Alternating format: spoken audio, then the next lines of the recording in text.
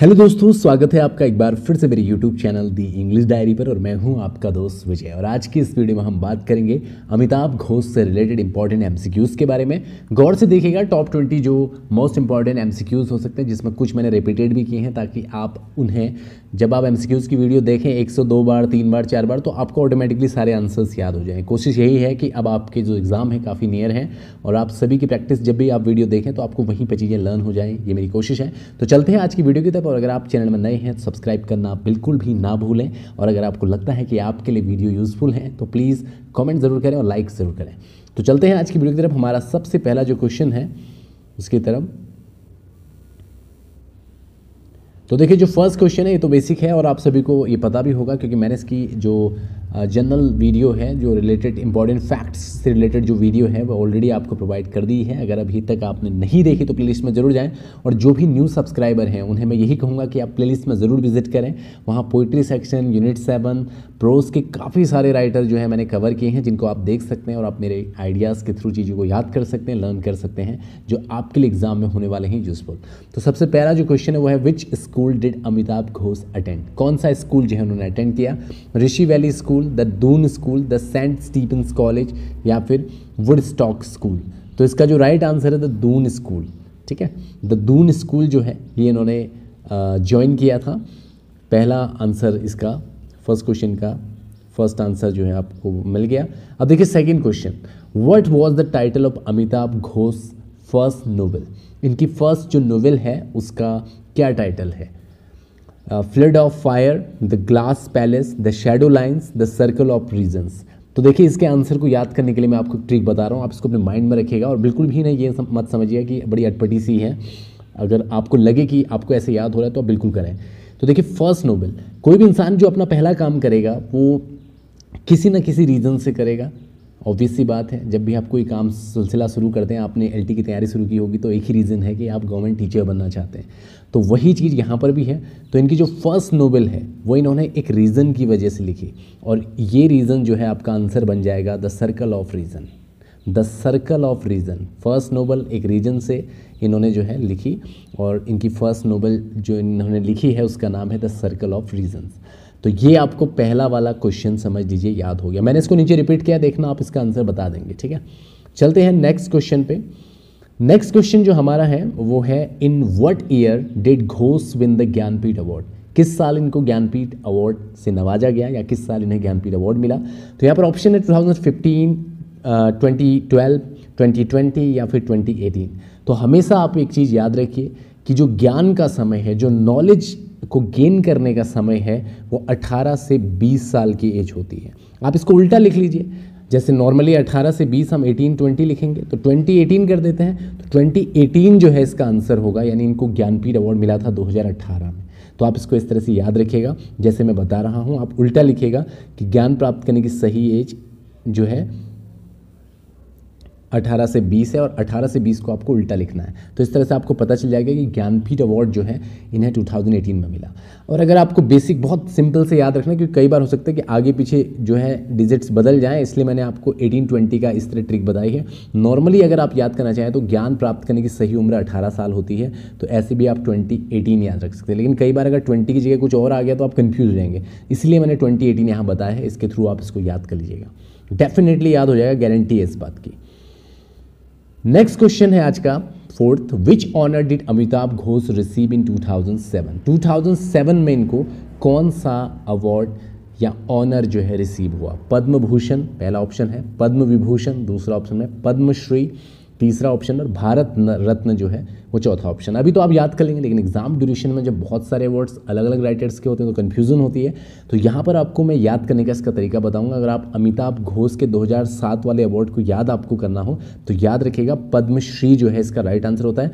और पद्मश्री में आप देख रहे हो, श्री में भी एस आता है और 7 में भी एस आता है। 7 की स्पेलिंग लिखने में भी हम एस लिखते हैं, और श्री में भी हम सबसे पहले एस लिखा हुआ है, आप देख रहे हो। ठीक है, तो आप 7 से श्री याद रख लेना। तो 2007 में इनको पद्मश्री अवार्ड मिला है। ये याद करने का एक तरीका है। मैं भी अपने एलटी एग्जाम के टाइम पे अवार्ड्स वगैरह को या बहुत सारे क्वेश्चंस को इस तरह से मैच करके जो है न्यूमोनिक्स के थ्रू याद करने की कोशिश करता था। आप भी इसे ज़रूर आजमाएं। तो याद रखिएगा कि कौन सा ऑनर 2007 में, यानी 2007 से श्री, ठीक है, पद्मश्री। इस तरह से आपको फोर्थ क्वेश्चन भी जो है याद हो गया होगा। नेक्स्ट क्वेश्चन है what trilogy did Ghosh work on between 2004 and 2015। 2004 to 2015 भी हम इसको कह सकते हैं। वो कौन सी ऐसी ट्रायोलॉजी है जिसमें इन्होंने काम किया 2004 से लेकर 2015 तक? तो ऑप्शन है the earth trilogy, the sea trilogy, the Ibis trilogy या फिर द डार्क ट्रायोलॉजी। देखिए हो सकता है प्रोनाउंसिएशनल प्रॉब्लम कुछ रहा हो, लेकिन फिर भी मेरे ख्याल से इसको आईबीज पढ़ेंगे तो आप भी देख लीजिएगा। लेकिन इसका राइट आंसर जो है 2004 से लेकर 2015 के ड्यूरेशन में जिसमें इन्होंने काम किया था वो था द आईबीज ट्रायोलॉजी। और मैंने आपको इंपॉर्टेंट फैक्ट्स में बहुत अच्छे से समझाया था कि आप इसको कैसे याद रखेंगे, ठीक है। नेक्स्ट क्वेश्चन है which of these is a non fiction book by Ghosh, यानी जो नीचे दिए हुए इनमें से कौन सा नॉन फिक्शन बुक है अमिताभ घोष का?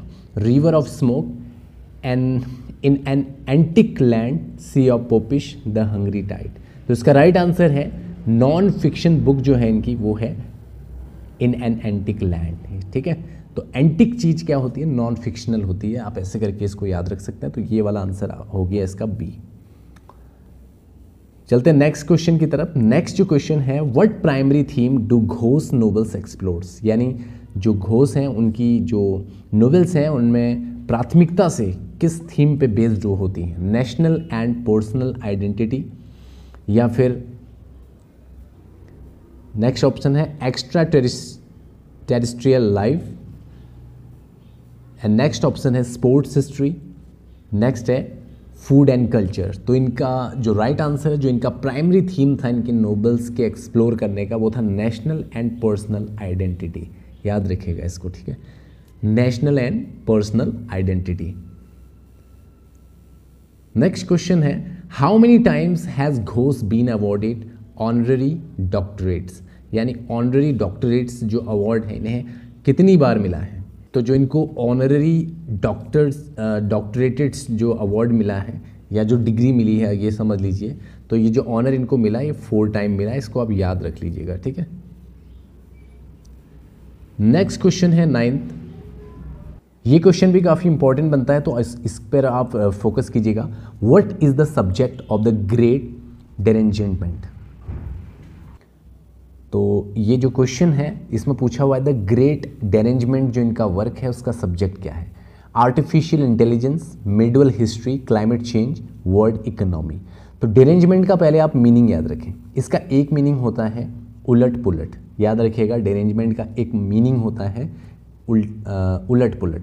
तो उलट पुलट अभी करंट टाइम पे क्या हुआ है? क्लाइमेट चेंज में काफ़ी उलट पुलट हुई है। आप देख रहे हो कि गर्मी का स्तर लगातार बढ़ गया है, मौसम बेमौसम बरसात होती है, और जब बरसात रेनी सीजन होता है उस टाइम पे बारिश नहीं होती। तो डेरेंजमेंट अगर आपको वर्ड याद रहा यानी उलट पुलट, तो उलट पुलट हो रहा है क्लाइमेट चेंज, तो आपको इसका सब्जेक्ट याद हो जाएगा, ठीक है। तो इस तरह से इस आंसर को आप याद करने की कोशिश कीजिएगा। नेक्स्ट क्वेश्चन है which work of Ghosh revolves around the first opium war? वो कौन सा ऐसा वर्क है जो रिवॉल्व्स है फर्स्ट ओपियम वॉर के इर्द गिर्द घूमता है, जो फर्स्ट ओपियम वॉर के, ठीक है। The Ibis trilogy, the Calcutta chromosome, the hungry tide, the glass palace. तो इसका जो राइट आंसर है वो है A option, the Ibis trilogy. ये रिवॉल्व करता है, ये अराउंड रहता है फर्स्ट ओपियम वॉर का, ठीक है। तो इसको आप याद रखिएगा। नेक्स्ट क्वेश्चन है 11th। When was the Shadow Line published? Shadow Line कब पब्लिश हुआ था? 1995 में, 1988 में, या फिर 2000 में, 2003 में? तो इसका राइट आंसर जो है वो है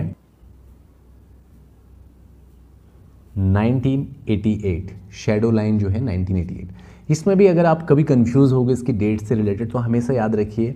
देखो जैसे अगर हम एक मैं यहाँ पर बनाता हूँ, मतलब ये एक याद करने का तरीका है। अगर आप यहाँ पर एक ज़ीरो बना दो तो इसकी शैडो किसके पीछे आएगी? इसके पीछे आएगी। और अगर आप यहाँ एक ज़ीरो बना दो तो इसकी शैडो किसके पीछे आएगी? इसके पीछे। अब आपको दोनों को देख के लग रहा है 88 है, तो इसके अकॉर्डिंग 1988 जो है शैडो लाइन, तो यानी इस 8 की शैडो इस पर पड़ रही है, ठीक है, जब 8 बनाते हैं। हालांकि नॉर्मली जो 8 बनाते हैं हम इस तरह बनाते हैं, बट आप एक आइडिया लगाने के लिए यानी लर्न करने के लिए आप याद रख सकते हैं कि आप 8 को इस तरह से बनाइएगा। तो जैसे पहला ये 8 बना तो इसके नीचे इसकी शैडो आई, तो 88 आपको ऐसे याद हो जाएगा, ठीक है। तो शैडो लाइन जो है वो 1988 इसका राइट आंसर होगा। याद करने का एक तरीका है, एग्जाम में हो सकता है आपको उस वक्त कैसा याद आ जाए, तो बड़ी हेल्प आपको मिलेगी। Amitabh Ghosh's writing style is known to use what? मतलब उनकी जो राइटिंग स्टाइल है वो जानी जाती है क्या करने के लिए? सिंपल स्टोरी टेलिंग के लिए, राइमिंग वर्ड्स के लिए, कॉम्प्लेक्स नैरेटिव स्ट्रैटेजीज के लिए, या वन वर्ड सेंटेंसेस के लिए।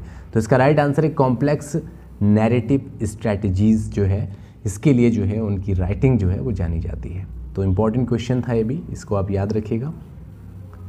नेक्स्ट क्वेश्चन है, what high civilian award did Ghosh receive in India? यानी भारत में उन्हें कौन सा हाईएस्ट जो सिविलियन अवार्ड है वो उससे नवाजा गया, वो कौन सा ऐसा अवार्ड है? पद्म भूषण, परमवीर चक्र, पद्मश्री या अर्जुन अवार्ड? तो सिंपल है कि हाई सिविलियन अवार्ड जो है वो पद्मश्री है यहाँ पर इनमें से, तो पद्मश्री से उनको नवाजा गया था, ये इसका राइट आंसर है। 14 क्वेश्चन देखिए। 14th है, which work of Ghosh is set against the backdrop of world war second? वो कौन सा ऐसा वर्क है जो सेट किया गया है against backdrop of world war second के लिए? तो the Calcutta chromosome, the glass palace, flood of fire, the great derangement. तो ये 4 ऑप्शंस हैं आपके पास। तो इसका जो राइट आंसर है वो है द ग्लास पैलेस। ठीक है, ये सेट किया गया था again the backdrop of world war second, the glass palace.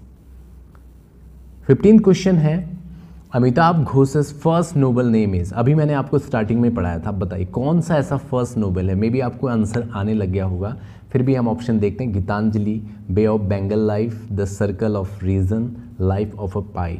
तो इसका राइट आंसर आप सभी को पता होगा कि पहला नोबल जब भी उन्होंने लिखा हो किसी रीजन से लिखा होगा, और रीजन का मतलब the circle of reason. This is the first novel, ठीक है, of Amitav Ghosh.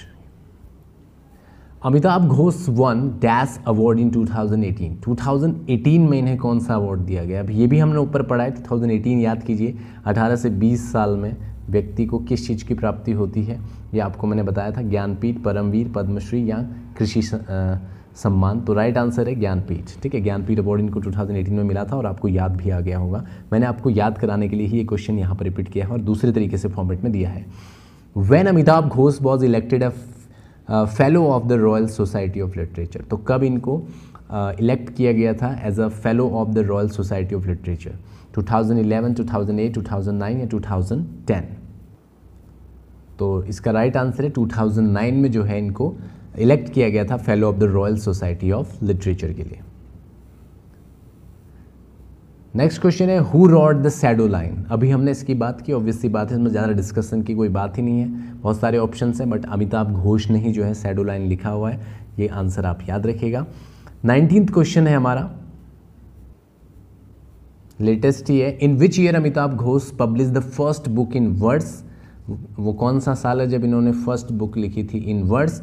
Jungle name which explores the Sundarbans legend of Bon Bibi, जिसमें एक्सप्लोर किया गया था सुंदरबंस को और वहाँ के लेजेंड ऑफ बॉर्न बीबी को। तो यहाँ पर ऑप्शन है 2019, 2020, 2021, 2022। तो इसका राइट आंसर है 2021, यानी सी ऑप्शन इसका राइट आंसर है। इसको आप ज़रूर याद रखिएगा क्योंकि ये कहीं ना कहीं करंट बेस्ड भी क्वेश्चन हो सकता है। नेक्स्ट लास्ट क्वेश्चन है आज का, who rot the semi autobiographical novel the glass palace? यानी सेमी ऑटोबायोग्राफिकल भी है, इसको आप ऐसे भी याद रखिएगा। ठीक है, द ग्लास पैलेस जो इनका वर्क है ये सेमी ऑटोबायोग्राफिकल वर्क भी है, और ये जो है किसने लिखा था? अमिताभ घोष, विक्रम सेठ, जुम्पा लहरी या फिर अरविंद अडिगा। तो राइट आंसर अमिताभ घोष। तो ये थे आज के क्वेश्चंस। उम्मीद है कि आप सभी को ये क्वेश्चंस पसंद आए होंगे और आपकी कुछ प्रैक्टिस भी हुई होगी कुछ क्वेश्चन से रिलेटेड। क्वेश्चन तो बहुत सारे हो सकते हैं, आईबीएस ट्रायोलॉजी से रिलेटेड आप जरूर देख लीजिएगा, या अवार्ड्स से रिलेटेड आप जरूर इनसे रिलेटेड क्वेश्चन देख लीजिएगा, डेट्स वगैरह देख लीजिएगा, इनका बर्थ जरूर देख लीजिएगा। तो आज की वीडियो में इतना ही, और लगातार आप प्रैक्टिस करते रहें। और अब आपका समय है रिविज़न का। मोस्ट ऑफ द टाइम आप शेड्यूल बनाएं। काफ़ी सारे स्टूडेंट्स का ये पूछना था कि किस तरह से आप लास्ट टाइम स्ट्रैटेजी बनाएं। हालांकि उसके लिए मैं आपको वीडियो जरूर दूंगा, एग्जाम से पहले भी एक वीडियो दूंगा कि कैसे आप एग्जाम में जो है क्वेश्चंस को अटेम्प्ट करेंगे। लेकिन मेनली यहाँ पर आपके पास इंपॉर्टेंट ये है कि अब आप यूनिट वाइज प्लान करें, कि आप यूनिट वाइज प्लान करें और एक दिन में सेट करें कि कितने राइटर आप एक यूनिट के पढ़ेंगे। ठीक है, 2 से 3 राइटर्स को आप कवर कीजिए या 4 को कीजिए। आप उनको कुल मिला के आप अगर 18th को आपका एग्ज़ाम है तो आप 15 तक की एक टाइम लिमिट बनाइए, और उन 15 दिनों में किस तरह से आपको कितने राइटर पर डे लेने होंगे। इसमें ऐसा नहीं है कि आप केवल एक ही यूनिट को पढ़ें, आप मिक्सअप पढ़ें, unit first, unit second, unit third, जितनी भी आपकी 7 यूनिट दी हुई हैं आपको सभी को मिक्सअप करके पढ़ना है। और एक चीज़ याद रखिएगा, जब भी एग्ज़ाम नियर होते हैं तो काफ़ी सारी चीज़ें हम भूलते हैं, कॉन्फिडेंस लो होता है, हमें लगता है कि हम चीज़ों को भूल रहे हैं। ये सबके साथ होता है दोस्त, मेरे साथ भी हुआ। होपलेस हो जाता है इंसान, होपलेस में उसको लगता है कि शायद अब वो सब चीज़ें भूलने लगा है, लेकिन ऐसा कुछ नहीं होता है। सारी चीज़ें हमारे सबकॉन्शियस माइंड में, अनकॉन्शियस माइंड में जो है सबमिट होती जा रही हैं। आप पढ़ते जाइए, रिवीजन करते जाइए, गॉड पे बिलीव कीजिए, अपनी इस मेहनत पे बिलीव कीजिए, ज़रूर आपको सफलता मिलेगी। और लगातार जो है अपने रिवीजन को बनाए रखें, ठीक है। तो मिलते हैं नेक्स्ट वीडियो में। Thank you so much for watching this video.